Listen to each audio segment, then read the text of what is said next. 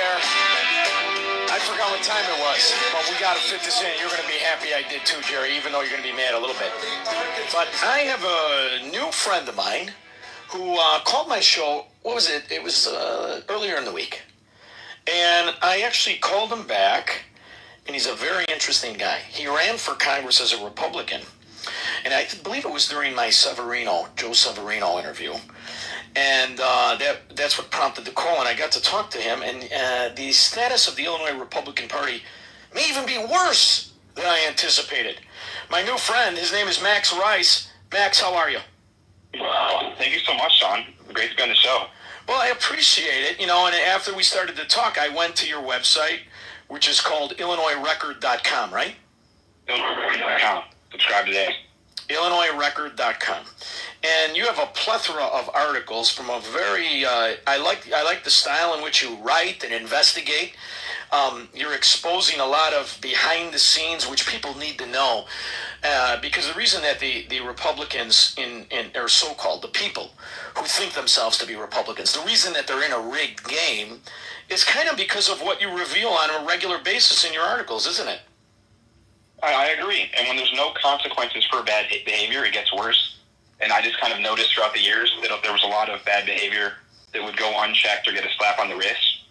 And so I'm pretty happy of what we've been able to not just uncover, but just put out there, be on the record forever. Well, I'm happy that you've been able to right these wrongs, and you're going to continue to do it for as long as you're here. But you didn't know it was this bad, and you decided to run, right? Tell us a little bit about your story.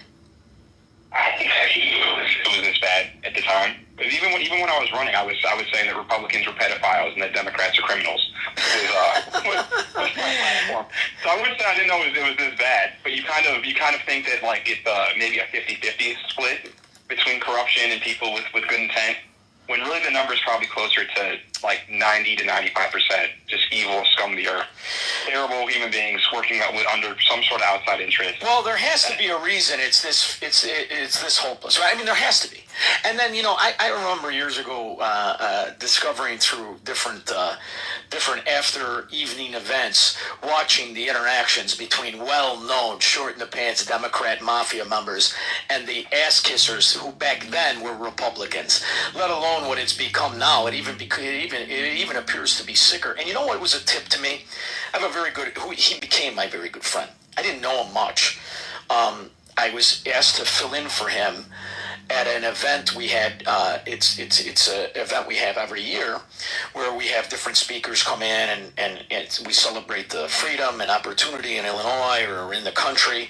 It's a wonderful event. And my friend Gary Rabine bought a room. Well, at the same time that happened, his wife had gotten very ill, and I did not know him. And he asked me to fill in on his room. So I did.